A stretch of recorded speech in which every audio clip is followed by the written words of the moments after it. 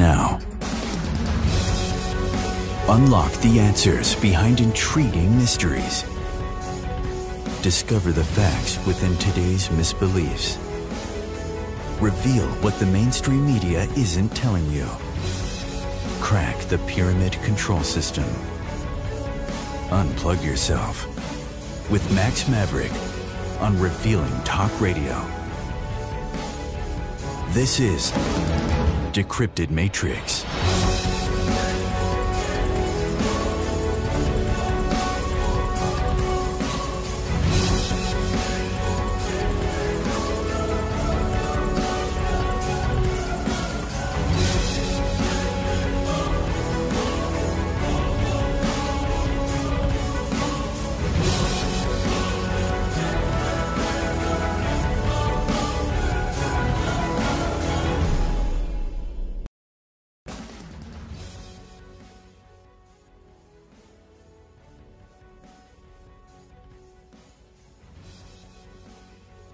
A very special episode, a third Monday in a row.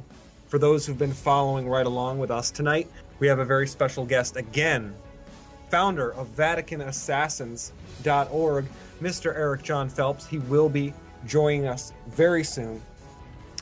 If you've had the chance to tune into parts 1 and parts 2, wow, absolutely mind-blowing episodes. We've covered all kinds of topics, Jesuit coadjutors. We've covered the Black Pope. We've covered the White Pope. We've covered the history of the popes, a few assassinations, a few revolutions, the sinking of the Titanic, the deliberate sinking of the Titanic, mind you. You're listening to Revealing. Deliberate sinking of the Titanic to squash the opponents, what was left of the opponents to the Federal Reserve. John Jacob Astor went down in that Titanic. The owner of Macy's went down in the Titanic. Mr. Phelps could talk at great length on these subjects. The man is a walking encyclopedia. So tonight we're going to have another mind-blowing episode, a remarkable 1-hour interview, part 3 of Jesuit control over whatever you want to call it, the New World Order, the Illuminati, the global elites. It doesn't really matter. What we know is that there are puppet masters plucking these strings at the very top. Tonight we're going to find out just a little bit more about what is going on behind the curtain. So without further ado, I think we're very fortunate enough to have Mr. Eric Jon Phelps with us. Eric, are you here? Yes, I am. Pleasure to be with you, Max, and your listeners tonight. Awesome. I cannot wait. We've got some great questions lined up. You know, we teased at the end of the part 2, we teased part 3 that we'd talk about some assassinations throughout history, many of the known and unknown assassinations that were just passed off as death.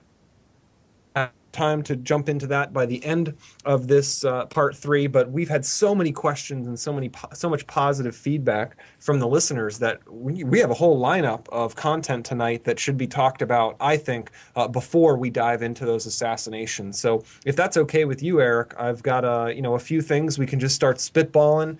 The listeners wanted to talk about maybe set a foundation with the Jesuit coadjutors that are sure, key. That would be fine. Sure. Alex Jones, Jesse Ventura, George Norrie, and Ron Paul. So why don't we start with Alex Jones? What do you know, Eric, about Mr. Jones and his connections to the Jesuits?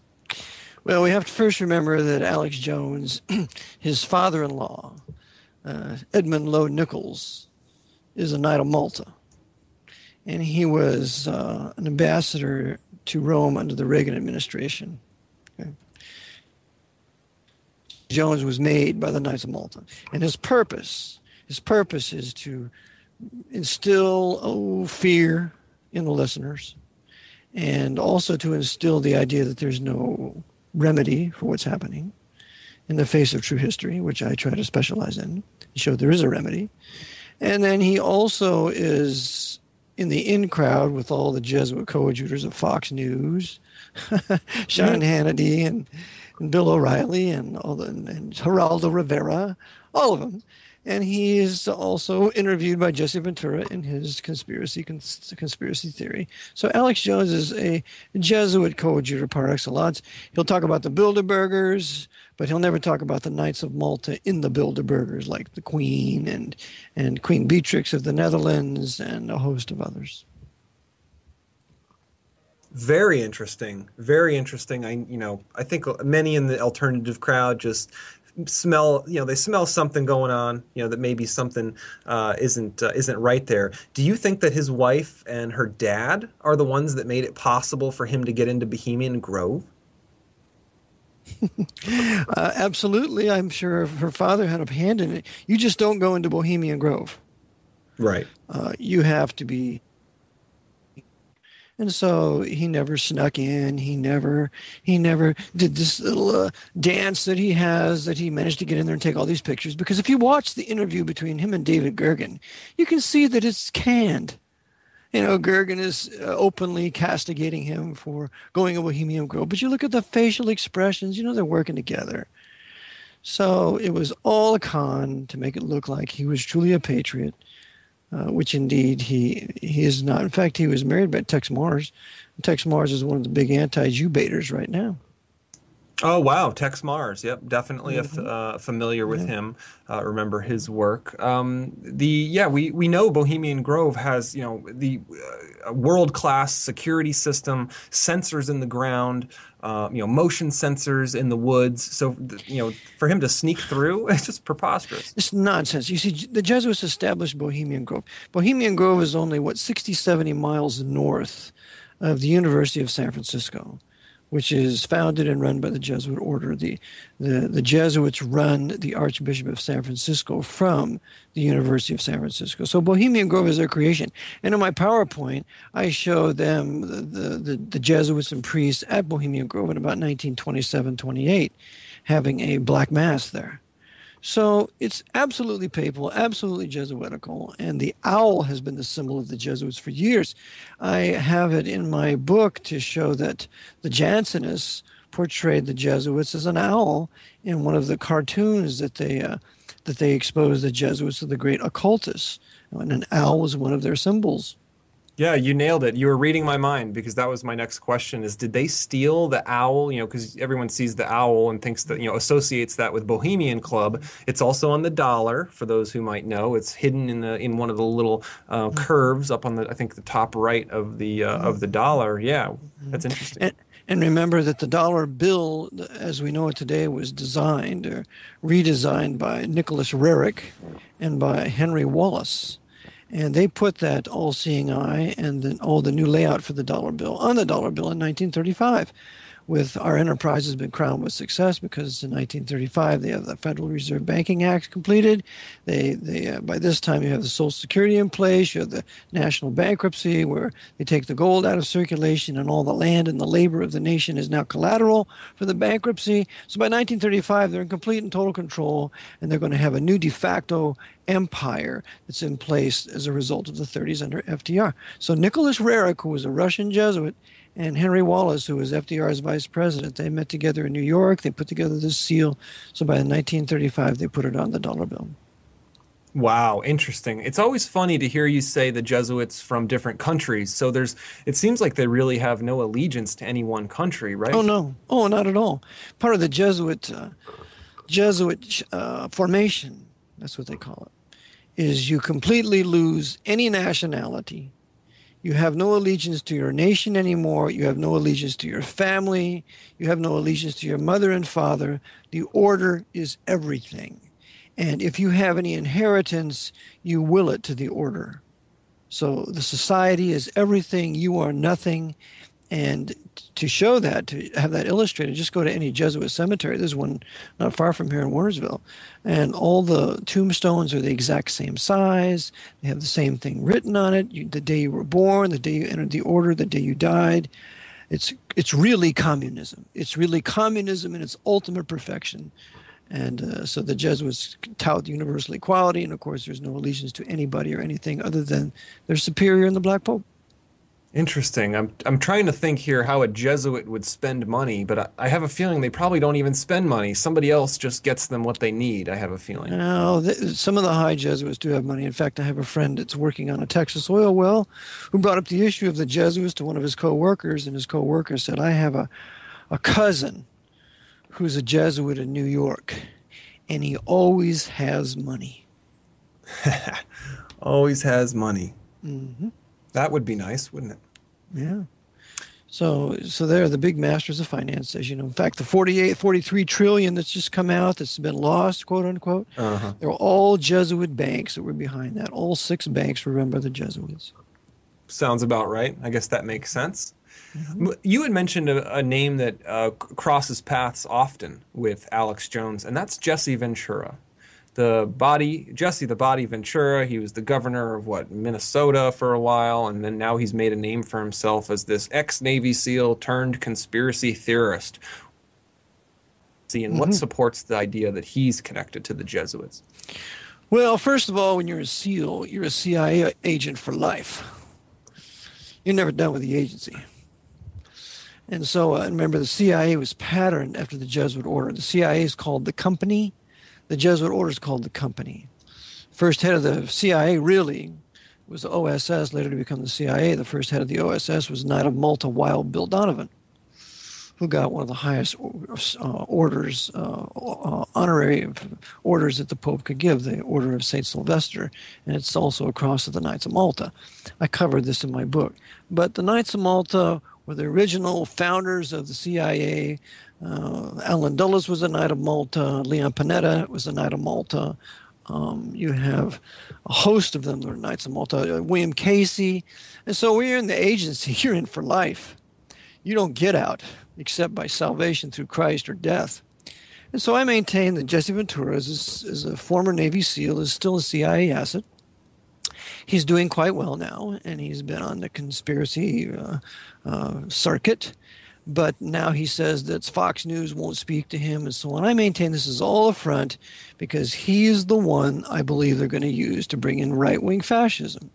He's a tough guy. He's a soldier. He's someone the military can follow. He is someone white because the fascism is going to be white. It's going to be all the whites driven into right-wing fascism as a result of this pro-black, anti-white policy of the last 60 years. It's going to balloon under Obama, whose secret master is a white man, Joe Biden. So they're going to drive all these whites to right-wing fascism, and who's going to be there but some white militaristic leaders? Somebody like Jesse Ventura. The other thing about Ventura is when he was talking about the scandal in New York, about the banking scandal, he mentioned Legatus as a beneficiary.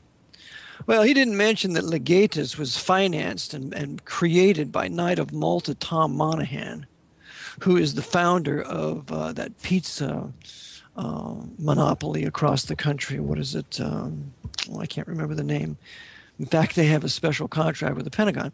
But he also wants to found his own Roman Catholic city down there in Florida. So he doesn't mention Legatus being founded by Tom Monahan. So he is deliberately avoiding the Jesuit, papal, Knight of Malta connection and this conspiracy and the banking fiasco and everything he touches. And I maintain because he's one of them. Yeah, you're right. I think he has very quite similar Domino's approach. Pizza. Thank you. Domino's. That's it. Domino's. Excuse that makes me. sense. So yeah, him and Alex Jones seem to have the same presentation. You know, they bark, but there's no solution. There's no solution talked about or what can we do, but it's a lot of fear mongering. Right. That's exactly right. And you see, when you put people in fear, they can't think. You can't have logic. You can't look in true history and what was done in the past that worked. And so therefore we can't implement what will work now as what worked in the past. And so I try to specialize in that. Very good. Very good. What about the next one that kind of leads a conspiracy crowd over at Coast to Coast? He's known as George Norrie now, and he talks about a lot of interesting stuff, but kind of stops short there. Well, George Norrie, from what I understand, was educated at the University of Detroit Mercy. And University of Detroit Mercy is a Jesuit institution overseeing Detroit. Nothing goes down in Detroit but what the Jesuits there at the University of Detroit Mercy don't permit. Wow. Interesting. So the destruction, really of Detroit, I've heard it's one of the most dangerous cities now in the United States. There's police who've, quit going to work. They don't even patrol some areas now because it's just completely lawless. Yeah. So, I distinguish between the majority savage blacks and the minority civil blacks. I have that on my website. I talk about it regularly. And therefore, I have certain black men who support me, and I have 2 black advisors right now because I make that distinction. Well, the Jesuits are intending to turn Detroit into a huge black crime area to justify martial law. And that's why they fomented the civil rights movement. That's why they burned Detroit to drive the whites out. And so ultimately it would be a black city that is majority savage black with savage leaders, like one of my advisors gets in because my advisor is not far from Detroit. And so their purpose is just to drive them to desperation, to cut off transportation out of Detroit, ultimately to cut off trucking and food into Detroit, so they'll have to declare martial law. And I maintain Detroit will be one of the cities they're going to unleash one of their mini nukes.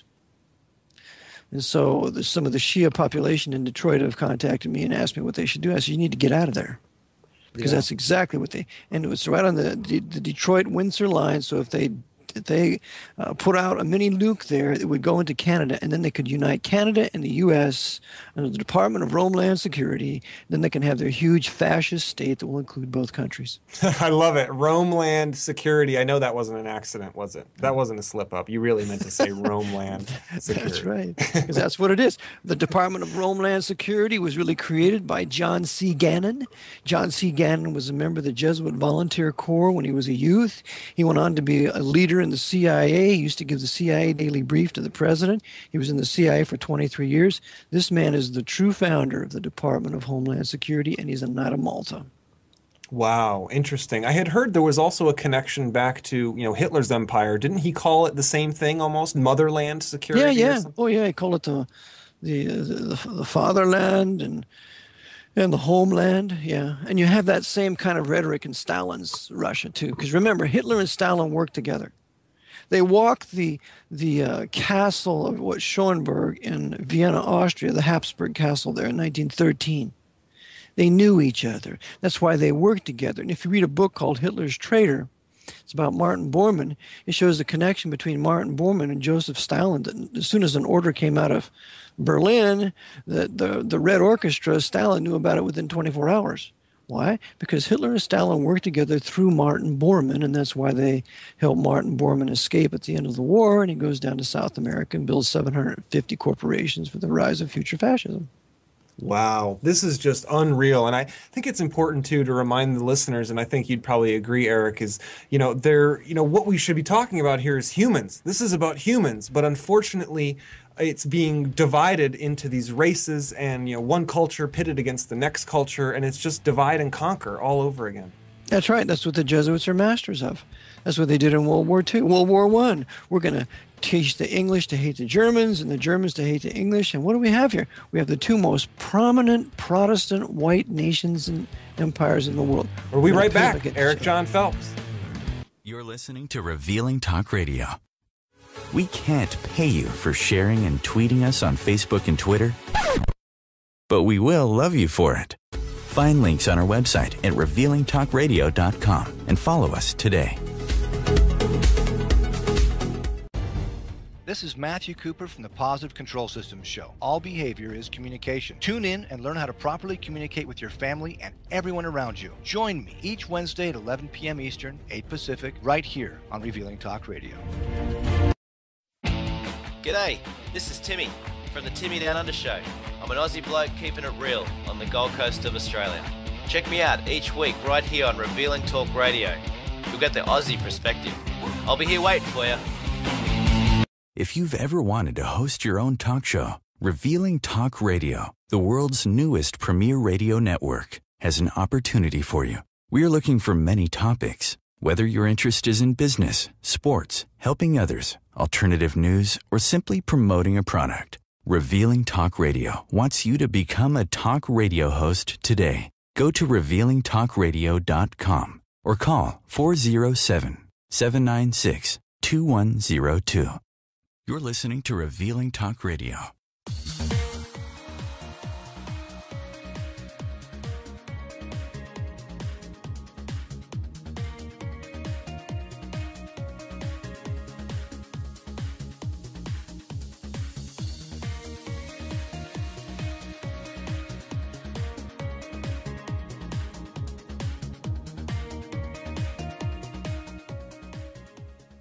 All right, we're back. Eric Jon Phelps from Vatican Assassins. You're listening to RevealingTalkRadio.com. Thank you for joining us. We're going to go into some questions from the listeners, but first we've got one more Jesuit coadjutor to talk about. I know that we touched on this just briefly last time, but Eric, could you tell us a little bit more about Ron Paul and his Jesuit empire? Well, Ron Paul, according to my advisor in Italy, has been to Rome 50 times. He has a property in Italy. He is a dear friend of several of the priests, and hence he's in the pocket of the Pope. And so if you'll notice, he never has anything negative to say about the papacy. In fact, he calls the Pope a great moral leader, and he continues with that. So he is a Jesuit coadjutor on quote unquote the right. And one of the things he's doing is he is very cleverly building the new right fascist movement. You know, he just recently resigned from Congress. And he says the government's going into fascism. Well, it's the very fascism that he helped create. Yeah, it sounds like he might be teaming up with Jesse Ventura. That sure does. Sure does. And remember, there's a whole bunch of fascists at Fox News, too. So don't be surprised if we have some sort of ecumenical movement among the new white fascist leaders. Wow. Interesting. Interesting. Well, all these white fascist leaders seem to be right now talking about this Gaza. Gaza is attacking Israel right now. Look out. Rockets are coming from Gaza. Little do people know, Israel started it. They're always starting it. They bombed a Hamas leader out of nowhere, which, by the way, people should know Hamas is the democratically elected government of Palestine. So first of all, they refuse to acknowledge that Hamas is, and then they bomb their leaders out of nowhere and take out kids and civilians with them. And then Palestine responds with rockets. Of course, they're allowed to defend themselves, right? And so all we hear about is this conflict in Palestine where Gazans are sending rockets into Tel Aviv. Can you tell us anything about what's going on right now over there, Eric? Yeah, well, first of all, we have to realize that the Hebrew Jewish Israelitish people have a natural right, a God-given right to their land. And this is called the Abrahamic Covenant. It's still in effect. Gaza was part of Judah. That's their land. And they gave that land up in land for peace. So there should be no Arabs in that land in the first place. The second thing is that indeed, Hamas is a tool of the Vatican because the Knights run it, just like they run Hezbollah, just like they also run the Masonic Jewish Labor Zionists, run the government of Israel. All these factions work together, and they work together for the continuation of the Arab-Israeli agitation, because that cannot be allowed to end until the final Pope of Rome ends it with an international peace treaty that will bring a temporary peace to Jerusalem and Israel, pursuant to the prophecy of the 70 weeks of Daniel in chapter 9, verse 27. So all these governmental factions work together. I mean, Perez, when he went to Oslo, what did he do? The PLO was dead. He gave everything back to them that they wanted, and he revived Yasser Arafat. Because Perez is a tool of the Pope. Perez couldn't care less about the Hebrew Jewish Israelitish people. He's a traitor to them. And Yossi Beilin, who was his right-hand man in September of 1993, he deeds the Temple Mount to the Pope, to the papacy. That's treason. According to the Bible, Jerusalem belongs to the Jews. The land is theirs. It doesn't belong to anybody else. But oh no, because we have these Masonic Jewish Labor Zionists running the country since its very inception that were created by the party that were controlled by the Jesuit order through the Fabian Socialists. They controlled the Masonic Jewish Labor Zionists and the Labor Zionism from the get-go, and they would not allow any other Zionism to have a part in it, like the revisionist Zionists led by Vladimir Jabotinsky. We got to kill him in Hunter, New York. We have to kill any true Jew who wants to have truly a nation for Jews. We can't allow that. We have to have a continual agitation, because this is part of the establishment of the Pope's revived Latin Kingdom of Jerusalem, which included Roman Catholics, Muslims, Jews, and Jerusalem would be an international city. Wow. That's what's really happening. And so, therefore, I defend the Jews' right to their land. I call for the removal of all the Arabs, all the white people, all the black people, everybody but the Jews themselves. And I also maintain that there ought to be Masonic, Messianic Jews allowed to live in their land, because the Messianic Jews who believe on Christ are treated despicably by the Orthodox Jews. So they have a right to their own land. They should have a government that's not beholden to the Pope. But as long as Washington has a say over the government in Israel, they will always be beholden to the Pope, because Washington's beholden to the Pope, just like London's beholden to the Pope. And Ahmadinejad of Iran, when he talks about the power structure in London and Washington controlling Israel, he's absolutely right. But because Ahmadinejad works for the Pope, he'll never tell you that London and Washington are controlled by the Pope, just like Jerusalem is, just like Tehran is. Wow, that is too bad, because what it amounts to is just humans losing life, and it's just horrible. It needs to stop. Doesn't matter to me what your creed is, what your race, your color, what you believe. It doesn't matter. People are dying. I say we just replace all the weapons with Nerf bow and arrows and Nerf guns, and we can shoot each other with foam darts. How's that sound? Yeah, but you see, as long as you have 300 million fanatical Muslims there who want to do away with Israel, you're going to have the 1968 Palestinian Covenant. And that calls for the destruction of Israel, to driving them in the sea. That's still to be followed. All these agreements of peace with the Arabs is for one end, to the end that the Arab Muslims will destroy Israel. That's their great dream. And this can't happen. This will not be allowed to happen, because it's in the interest of the Lord, of the risen Son of God, that there be an Israel in place at the time of his second coming, Jews occupying Jerusalem at the time of his second coming, and it's in the interest of the devil that there be a Jerusalem occupied by Jews, because the third Hebrew temple to be built for the devil and his pope cannot happen as long as Jerusalem would be run by Muslims. And that's why the Jesuits used the British to take Jerusalem away from the Muslims when they destroyed the Ottoman Empire, and they created the Latin Kingdom of Jerusalem, so that Jerusalem would be in the hands of the Jews, so that the third temple could be rebuilt for the Pope. Wow. Man, like I said, ladies and gentlemen, a walking encyclopedia right here of historical, forgotten historical information. Let's get to some questions from the listeners. We've got one here from, let's see, he says, hi, Max. Could you ask Eric if the war against Iran will be during, before, or after the 2016 North American wars? And is that war with Iran, is that going to spiral into World War III? Well, I'm of the opinion that during this second Obama administration, or I should say Barry Davis administration, we're going to have war in Iran. You have 4 carrier groups that are there in the Persian Gulf area. You have a 5th carrier group of France that's there on the Charles de Gaulle. You have U.S. troops in Afghanistan. You have U.S. troops in Iraq. They're not out of Iraq. And so you have Iran completely surrounded. And you have a government of Iran that is inciting the people to war with Israel. And then now Genesis 13 comes into play. I will bless those that bless thee and curse those who curse thee. So therefore, and remembering that when the Arabs attacked Israel after they declared their independence in 1948, the 5 Arab nations, not in less than 4 years, all the Arab leaders of those nations had either been assassinated or removed from power.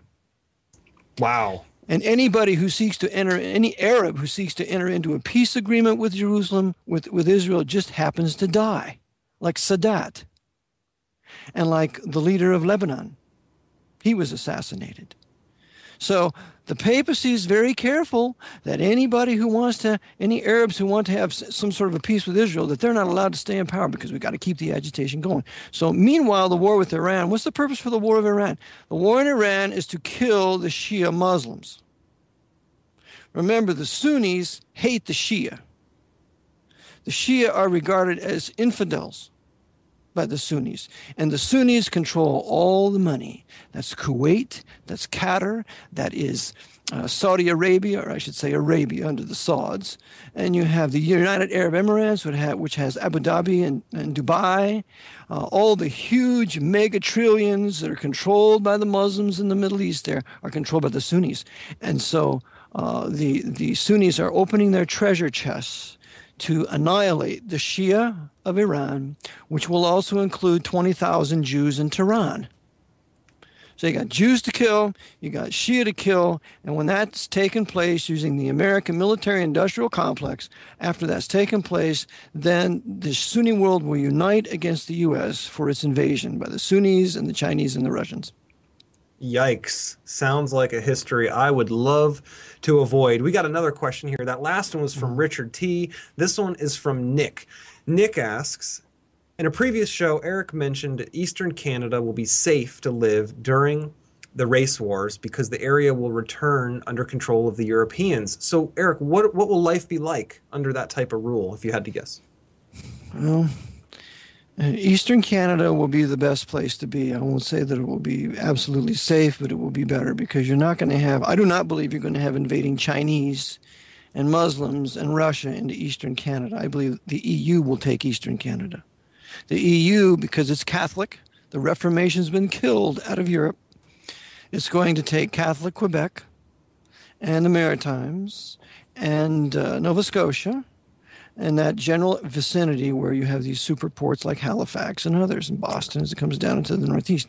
So I maintain they're going to get that vicinity there, but the rest will be divided up among the other conquerors. Interesting. Okay. A couple more questions. We'll try to run through them and we'll answer them quickly here. This is from Susan. Says, hi, Max and Eric. Great show. Thank you, Susan. Eric, after all this war and martial law, does the Roman Catholic Church wish to rule the world exactly like it did back in the Dark Ages? And will the Roman Catholic priests become once again the most powerful people in society, more powerful than governors, mayors, and will everyone else be their slaves during this feudalism, like a global version of the Jesuit Paraguay reductions? I believe the Jesuits have changed their tactics. Because if it's outwardly Roman Catholic, then everybody say, look, the Catholic Church rules us. But if it's outwardly run by atheists, like Jesse Ventura, then people will say, well, it's just atheists that run everything. But yet I will show you a book called The Revolutionary Movement by Jay Feinlater, sent to me by one of my black advisors, Brother Omar. And he shows you in that book that the Jesuits are the authors of atheism and communism. And so it's this system that they want to win. They don't want fascism to win. Fascism is just a means to get the country to communism. Before they put Germany under communism, which is under communism today, it's radical democracy. Radical democracy is socialist communism.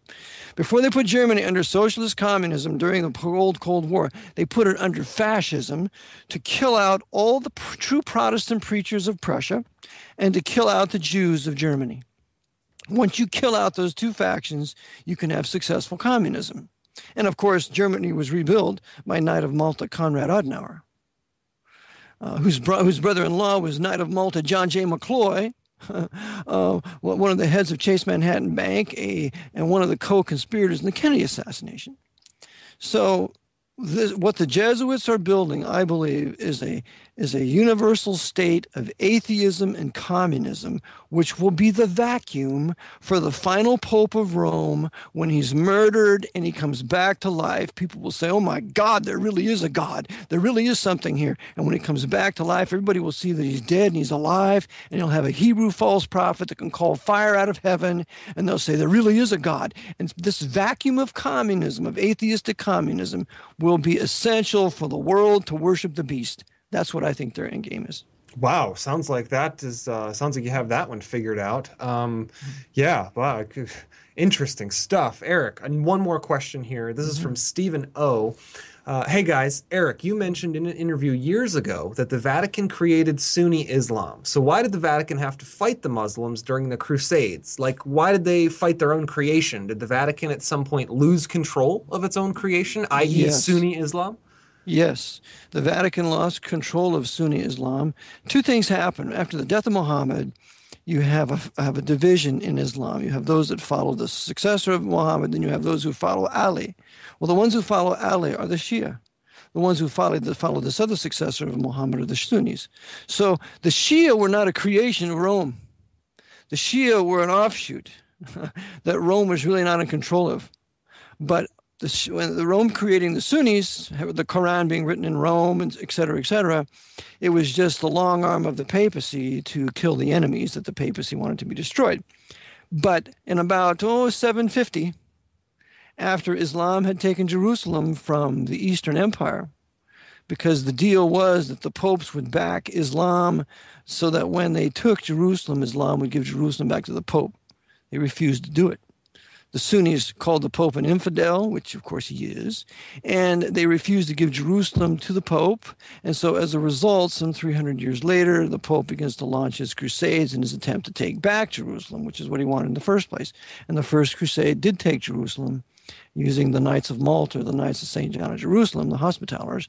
But then later on in 1187, they lose Jerusalem to Saladin, and they are never able to get it back in spite of all the other crusades, including the crusades led by Napoleon and the crusades led by the British under Allenby. The Pope finally got it back with Allenby when Allenby took Jerusalem in 1917. Unreal, absolutely unreal, Eric. I don't know how you retain all this stuff, buddy. My producer's looking through the window at me with his jaw on the floor, and I think that's the look of OMG. I don't know how he just recalled all that so quickly. So again, folks, you're hearing it. The walking encyclopedia right here. Absolutely mind-blowing. Well, when you do it for 20, 25 years, it kind of comes natural, I guess. I guess so. I guess so. Hey, we think we got a couple minutes before the break. What can you tell us about Reconstruction?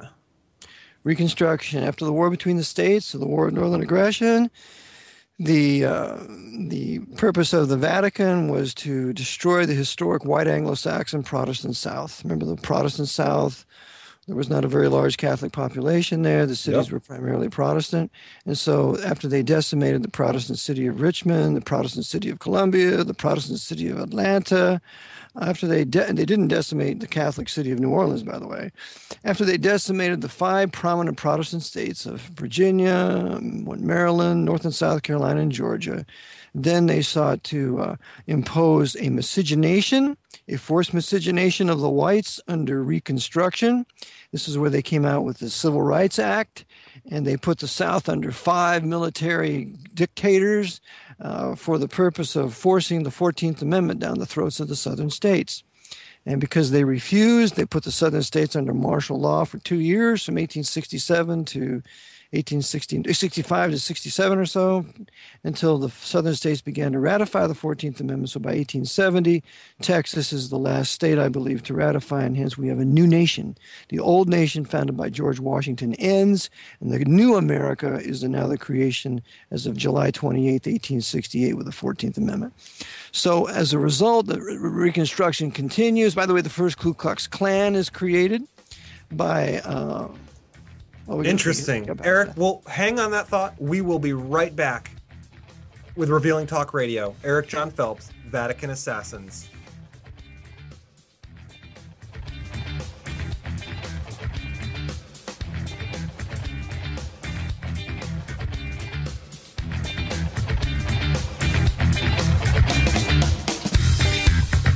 You're listening to Revealing Talk Radio. If you've ever wanted to host your own talk show, Revealing Talk Radio, the world's newest premier radio network, has an opportunity for you. We are looking for many topics. Whether your interest is in business, sports, helping others, alternative news, or simply promoting a product, Revealing Talk Radio wants you to become a talk radio host today. Go to revealingtalkradio.com or call 407-796-2102. Variety is a spice of life, and why not spice up your life with the Joe Show on Revealing Talk Radio? Monday through Thursday, 10 p.m. Eastern, 7 Pacific, the Joe Show goes live and brings you a variety of guests. We have guests such as celebrities, authors, comedians, musicians, and so much more. All this only on the Joe Show, live Monday through Thursday, 10 p.m. Eastern, 7 Pacific, on Revealing Talk Radio.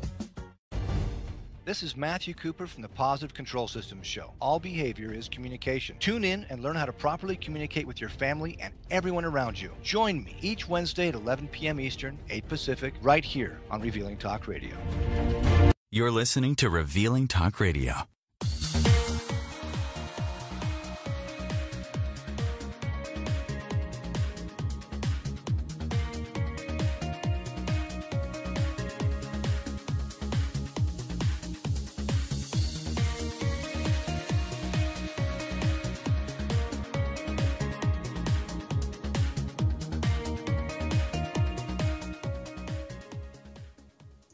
Yes, we are back. Another quick break in the books. Last one of the night.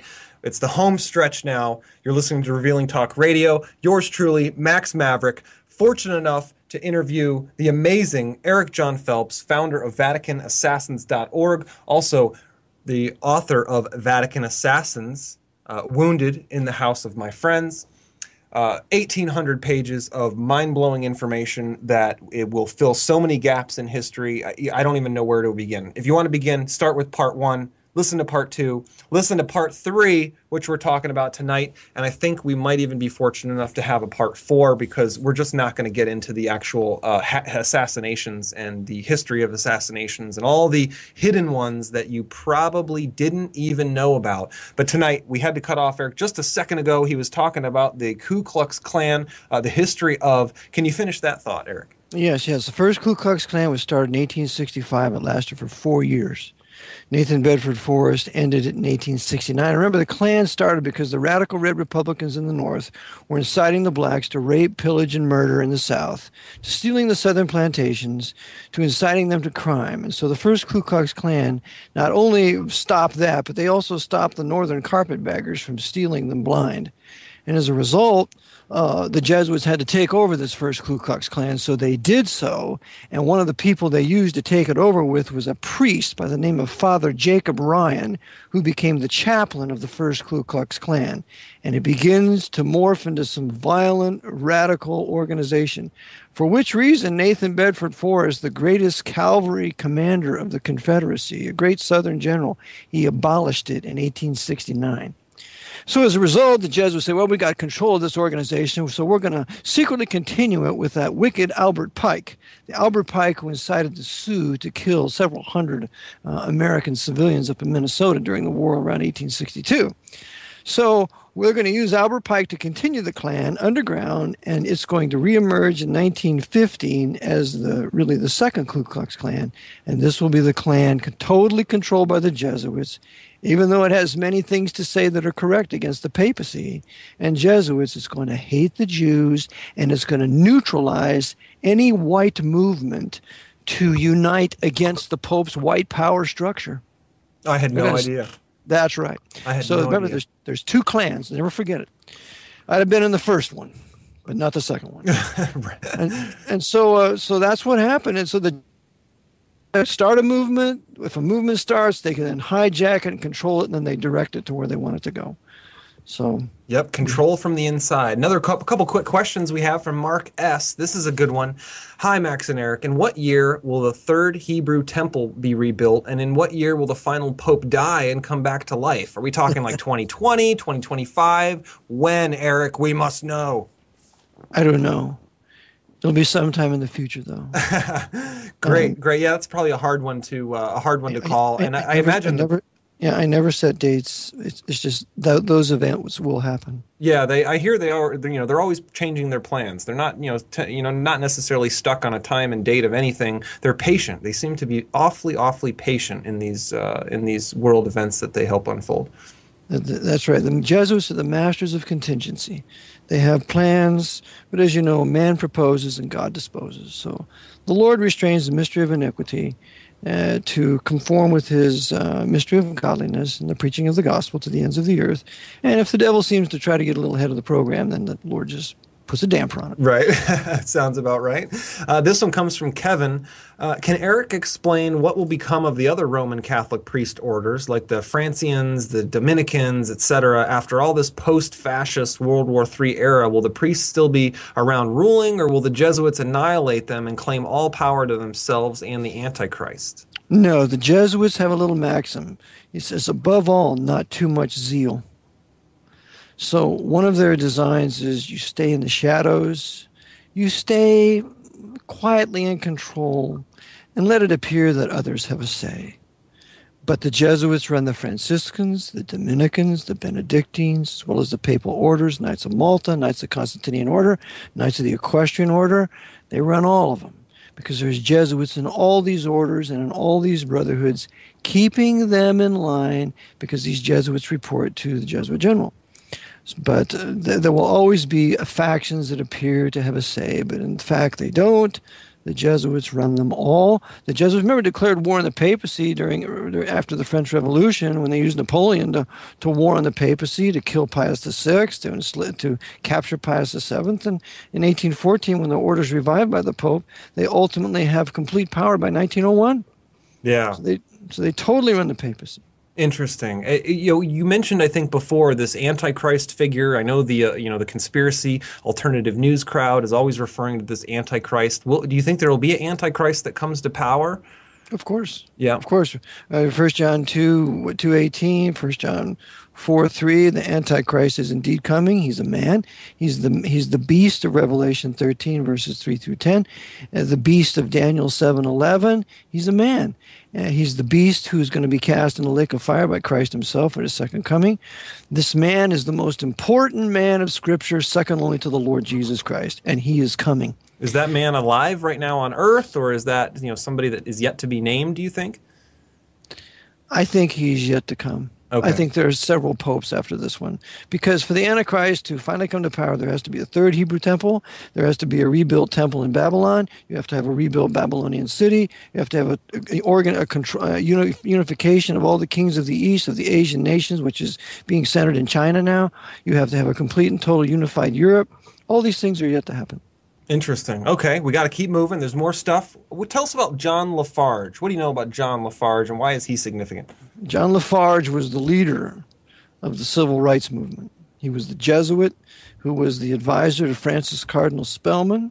There was a book that he wrote on the civil rights movement that my black lady friend spoke about in her great work, King, Was He a False Prophet? And so John Lafarge was really the creator of the civil rights movement. Remember, the civil rights movement is nothing more than the second Reconstruction. It was intended to create black supremacy, to drive all the whites to right-wing fascism. And so now, because the first Reconstruction didn't work, it ended in 1877, they gave us a second Reconstruction. It's called the Civil Rights Movement. And with that, they used their Bully Society member, Martin Lucifer King, who was really the agent and gopher for A. Philip Randolph. A. Philip Randolph was a black Freemason subject to Jesuit John Lafarge. Wow, never would have guessed it. Right? So I cover that in my book. And by the way, Miss Fraser, Erin Fraser, covers it in her book, King, Was He a False Prophet? Wow, I never would have guessed. Never would have guessed. We hear, too, in these, there's another question that came through. Is there a Jesuit and Freemasonic connection to the Nation of Islam and Louis Farrakhan? Absolutely. The Jesuit, remember, the Nation of Islam was created out of Detroit. And the Jesuits run Detroit with an iron fist and a velvet glove. They also run Chicago. The two most important cities to the Nation of Islam are Detroit and Chicago. Jesuits run them both. You got the Jesuit University Detroit Mercy in Detroit. You got the Loyola University in Chicago. Two powerful Jesuit universities.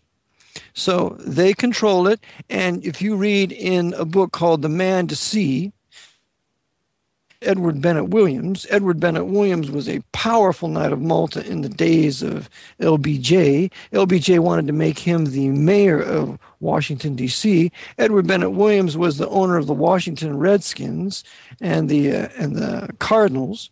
Edward Bennett Williams also was an attorney for the Nation of Islam and the false prophet Elijah Muhammad at the time of the assassination of Malcolm X, which Cardinal Spellman had killed in Audubon Ballroom because Malcolm X wasn't playing ball.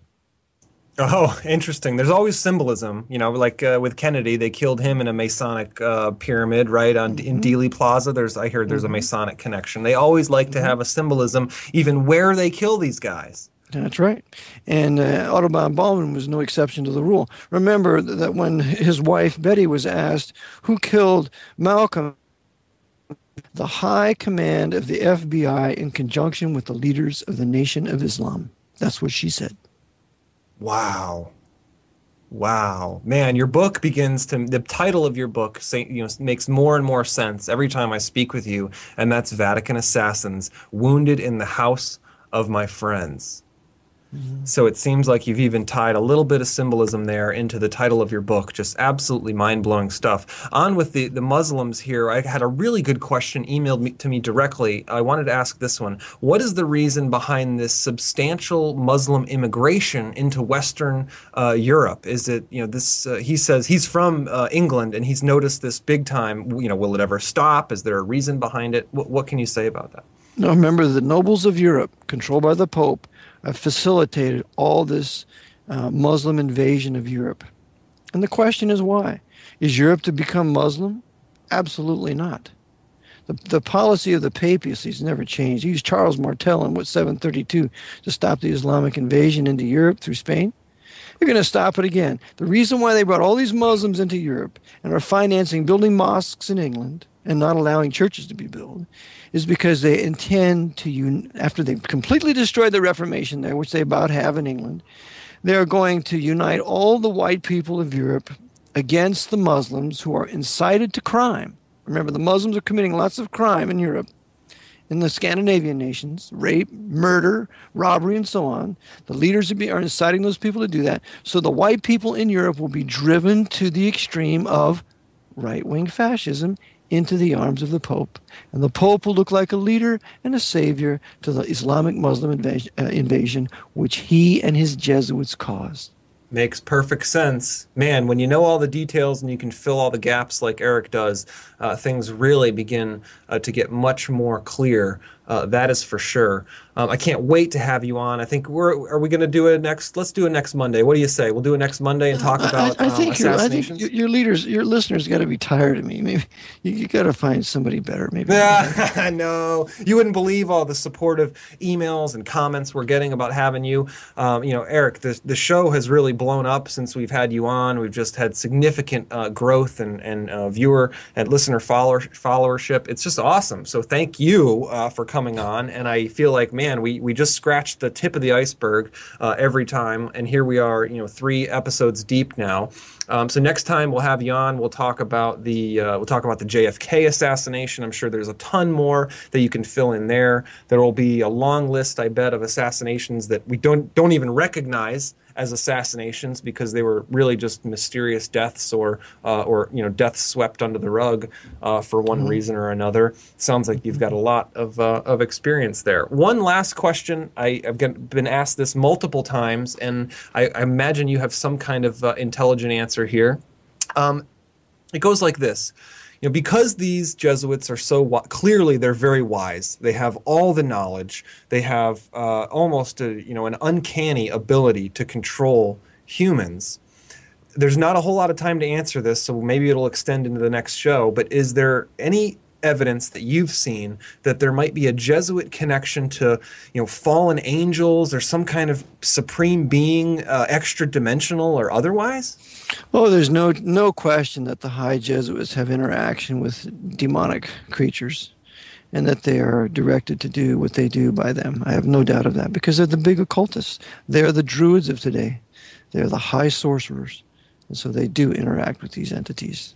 Wow, man, I had a feeling. Because we always see this, occult and black magic stuff. I mean, even some of these, like Tex Mars, I think has even talked about how he's willing to talk about some of this sorcery and, devil magic and kind of stuff. So they give you a little taste of like, there's some occult magic here going on, but they don't really get into the, the real demonic beings and how these, there's an intelligence here that they're interacting with, they're getting information from and being directed, it seems like. That's right. There's no doubt about it. Absolutely mind-blowing. Well, Eric, that is we are coming up on the end of the show, and it has been a mind-blowing hour. Again, we've just covered topic after topic after topic. I have a feeling there will be some new and interesting world developments, maybe with the Palestinian Gaza conflict. Hopefully, it's nothing like you've mentioned with the nuke or bomb that's destined for Detroit or the Northern America. I know that would be a great reation to help instill the martial law. Like Los Angeles, another one. Yeah, yeah, exactly. So. The producer is going to call, to schedule next Monday as soon as the show ends. So don't go anywhere. You'll hear from him shortly. But Eric, thank you again for stopping by. We learned a ton. A few last words. Go for it. Pleasure to be with you, and believe on the Lord Jesus Christ. Sounds great, and it's always so good to have you, Eric. Thank you so much. It's been my pleasure, my friend. Lord bless Max and your listeners. Bye-bye. Take care.